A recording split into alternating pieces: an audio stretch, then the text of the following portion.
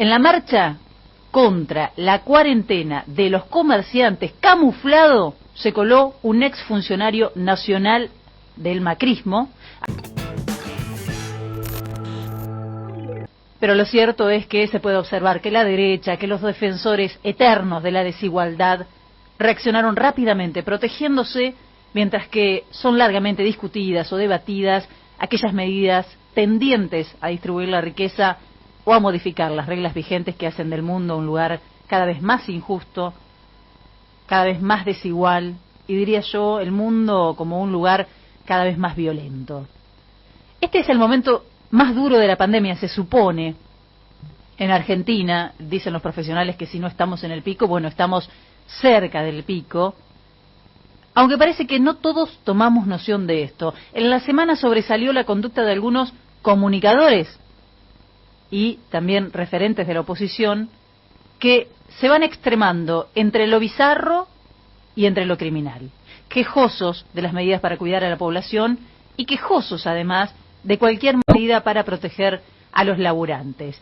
El ex rebelde Mario Pergolini, el mismo que cerraba su programa diciendo cuidado que hay mucho garca cerca, suelto, dando vueltas, sabía de lo que hablaba por lo visto, se despachó insultando a los legisladores por la ley de teletrabajo y quejándose por supuestamente tener que tomar en relación de dependencia a quienes se desempeñan en esa modalidad, y casi que haciendo una defensa encendida de la precarización laboral, porque si vos defendés que una persona, en vez de estar registrado en una situación de dependencia, tenga 3, 4 laburitos, y bueno, lo que estás defendiendo es eso se llama precarización laboral. Y si no, que te la cuenten los trabajadores que tienen que buscarse 3 o 4 laburitos para poder comer. Viviana Canosa se despidió de su programa tomando supuestamente dióxido de cloro. Una locura. Ya le había tirado, lo habíamos dicho, ¿no?, alcohol en la cara a Aníbal Fernández, había denunciado persecución, etcétera. Dióxido de cloro, producto desaconsejado por la Organización Mundial de la Salud por su peligrosidad, prohibido por la ANMAT, ante la difusión de supuestos efectos que estos químicos podrían tener con el coronavirus. Científicos de todo el mundo vienen alertando que es peligroso su consumo. Es más, además de los repudios en general, la actuación de Canosa, una actuación, la voy a poner en esos términos, ameritó un documento firmado por referentes de toxicología de todo el país advirtiendo que se trata de una sustancia tóxica no autorizada. Es peligroso, no lo hagas. Eso tuvieron que salir a decir, increíble, ¿no? Bizarro, insisto, bizarro, pero también criminal. Leuco Jr. festejando qué cosa, mientras le responden que efectivamente podríamos en Argentina llegar a los 10.000 contagios. ¿Estaba festejando eso? ¿Estaba festejando el rating, como dice él? Con un gesto que fue repudiado. Festejara lo que festejara, dejó en claro su nivel de compromiso con la pandemia que nos está azotando. Pero no solo ante la Cámara se sostiene la falta de compromiso con la gravedad de la situación. La oposición y la justicia, un sector, insisto, de la justicia, en su propia cruzada en defensa de la impunidad y boicot a las medidas tomadas por el gobierno. Es como una carrera loca que no cesa. Una postal les dejo de algo que vimos esta semana en La Pampa. En la marcha contra la cuarentena de los comerciantes camuflado se coló un exfuncionario nacional del macrismo. Había sido titular de la Secretaría de Trabajo, recordemos que habían desaparecido el Ministerio de Trabajo, una cosa muy molesta, ¿no?, un Ministerio de Trabajo para el macrismo. Bueno, este hombre representaba a los laburantes de toda la Patagonia, representaba muy entre comillas porque no hizo nada mientras se desangraban las pymes, las industrias, había miles de despidos, se precarizaba, no hizo absolutamente nada. Hoy el Estado le paga el salario a sus trabajadores por medios de ATP, y el tipo se pasea en una marcha, insisto, diciendo que la cuarentena es criminal e interminable. Hay que reconocer que es una rareza de todas maneras porque el resto del macrismo está impulsando las marchas pero no sale a la calle. En este caso salió a la calle. Pero eso es lo que está haciendo la oposición en este momento y una gran parte de los medios de comunicación que es fiel o es socia a esa oposición. Instar a la gente a que salga a cacerolear o a marchar. Mientras el jefe de la oposición, lo sabemos, pasea en Francia.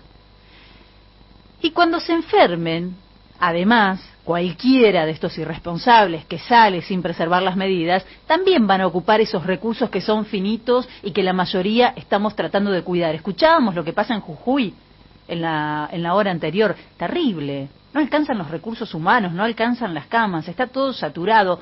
¿Hacia eso quieren caminar, de verdad? Hay que mirar eso, tenemos que cuidar eso. Son argentinos y argentinas cuyo trabajo en este momento es agotador. Yo lo quiero destacar, el tema de los trabajadores de la salud en general, enfermeros, doctores, doctoras. Muchos de ellos se enferman, muchos murieron, hay que decirlo. La mayoría de las veces mal pagos, cansados, y encima viendo esto, como un sector de la población ningunea la gravedad del asunto. Salgo de la pandemia, me voy al pago de la deuda. Después del cierre de la negociación con los bonistas extranjeros, los autores de ese ciclo de endeudamiento que nos condiciona a futuro se animaron a salir como meros comentadores de la realidad a opinar, haciendo gala de la impunidad que los blinda. La impunidad, hay que decir, también es desigualdad. La impunidad también genera violencia.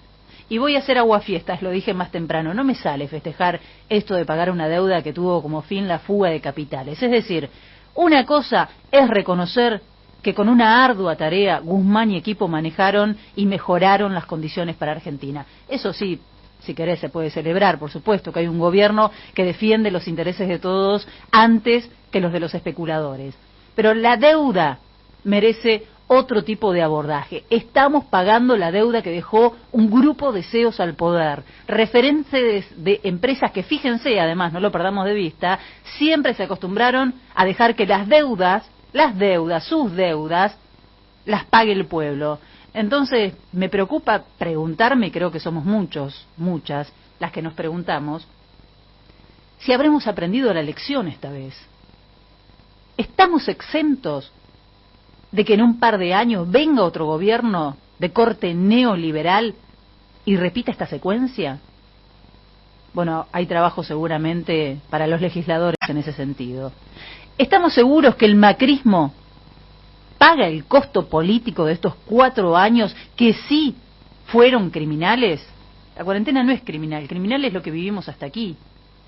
Falta todavía, en este camino de renegociar la deuda, sabemos que falta todavía la deuda bajo ley local, el Fondo Monetario Internacional, que no va a ser fácil, pero probablemente la deuda que tenemos que saldar es una deuda hacia adentro, es una deuda interna, de memoria y de conciencia, para que la próxima vez que un gobierno atine a rifar el futuro de todos y todas, la mayoría sea por lo menos capaz de darse cuenta y objetarlo. Pagar estos niveles de deuda implica menos oportunidades, implica sacrificios que siempre son más exigentes históricamente con los que menos tienen. No esperemos que este trabajo de generar conciencia lo hagan los medios de comunicación. No se puede esperar eso.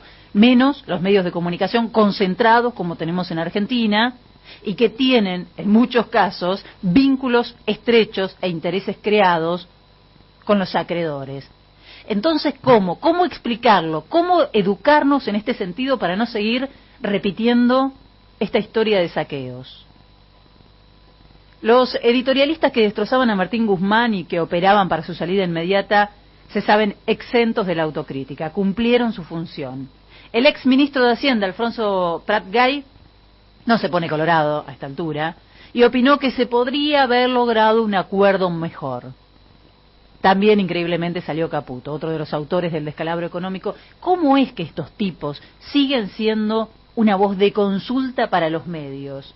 Bueno, tiene una explicación, es más de lo mismo, pero no deberían tener credibilidad, por lo menos. Desde Francia, Macri aseguró que el default nunca es bueno, más impunidad. No hay argentino más impune que Mauricio Macri. Esta semana lo escribió en Twitter la vicepresidenta Cristina Kirchner. ¿Alguien puede refutar eso? ¿Alguien puede discutir que Mauricio Macri es el más impune de los argentinos? Lo confirman con su accionar los jueces macristas Irurzun y Bruglia, que le piden a la jueza Cubría limitarse en los peritajes sobre el teléfono del expresidente y cuidar, detalle que ahora parece empezaron a tener en cuenta, que no trasciendan los detalles que arrojen esos peritajes. Lo confirma también, confirma esta impunidad, la persecución a jueces y fiscales que, cumpliendo con su deber, investigan a los nombres del poder. Lo confirma el caso de la fiscala Boquín. Lo confirman la cantidad de causas que se van iniciando por sus negocios con peajes, energía, correo, Vicentín. Te puedo asegurar que sabemos muy poco de todo lo que hay para investigar, porque por supuesto los medios no hablan de esto. Quizás como una estrategia para evitar estos temas es que siguen adelantando a la ciudadanía, siguen alentando a la ciudadanía a romper con las medidas establecidas para evitar contagios. No les alcanzan las postales que llegan de Brasil, no les alcanza lo que está llegando de Jujuy. Deberían hablarlo con Gerardo Morales, deberían interiorizarse de lo que está pasando para que les cuente de cómo se está saturando el sistema médico, de lo que podría ocurrir en toda la Argentina si no somos más cuidadosos y si no colaboramos con todos. A ver, esto no es una cuestión del frente de todos, no es una cuestión del gobierno, es una cuestión que nos involucra a todos como argentinos o como argentinas. Insisten ellos en la vulneración de las libertades y un supuesto estado de sitio. A ese extremo llegan.